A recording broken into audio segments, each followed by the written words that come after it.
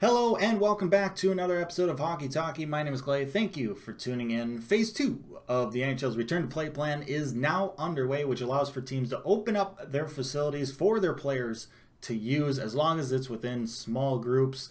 And even though this phase is very much optional, we're seeing a lot of teams taking advantage of it, one of those teams being the Chicago Blackhawks. Now, I would argue that most, if not all, rinks took out their ice during the lockout phase of this pandemic just to save on maintenance costs. But of course, to be able to play and practice in said rinks, you got to put that ice back in. And that's what we're seeing here. The Blackhawks practice facility putting their ice back in. There's just something about that whole process that just fascinates me. And I just love watching time lapses of it. Seeing the ice go down, the paint go down, the logos and everything. It's so cool. And it's something that happens every single year. It's ingrained into our minds at the end of every season.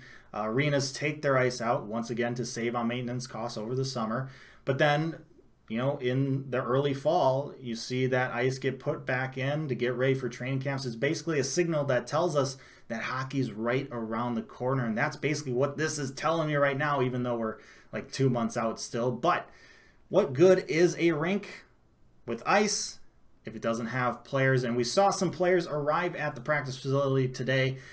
Malcolm Subban, Alex Nylander, Alex DeBrincat, and Patrick Kane for sure.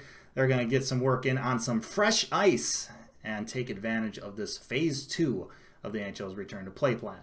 Now, I'm sure we'll see some other guys start to arrive over the coming days and weeks during the second phase to take advantage of the Blackhawks practice facilities, but I wouldn't be surprised to see some other guys not show up at all during this optional phase 2, just because it may be more convenient for them to skate and work out where they're located and not have to deal with traveling and the risks involved there and possible quarantining and stuff like that.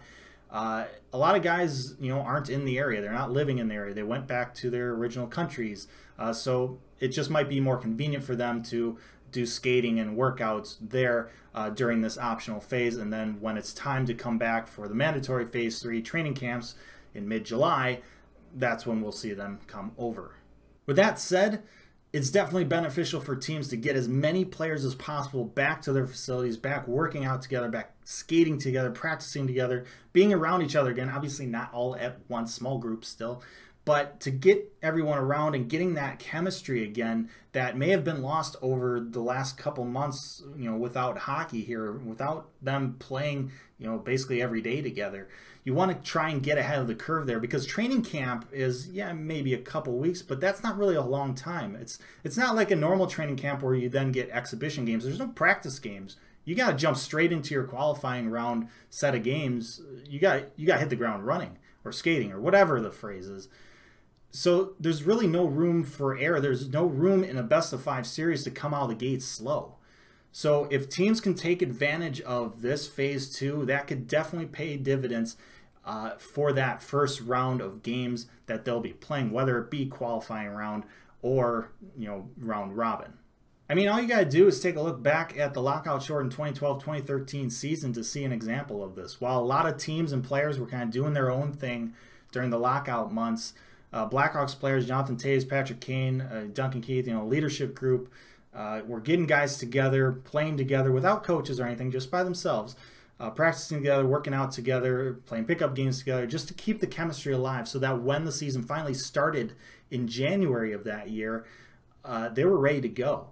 And it's a big reason why they dominated that year. It's a big reason why they went 23 straight games without losing in regulation. It's a big reason why they won the Stanley Cup that year. It's definitely beneficial to take advantage of this phase 2 and get together and practice together and everything. And you got to imagine that same leadership group that was, you know, around during that 2013 team, they're still here. So you got to think they're thinking that same thing right now, trying to get guys together, trying to play together as much as they can with safety in mind. But it'll be interesting to see how they are able to take advantage of this phase. Because we know the Hawks are going to need all the help they can get. There's a reason why they're the 12th seed. If they want to make a run during these pandemic playoffs, this is one of the things they're going to have to do.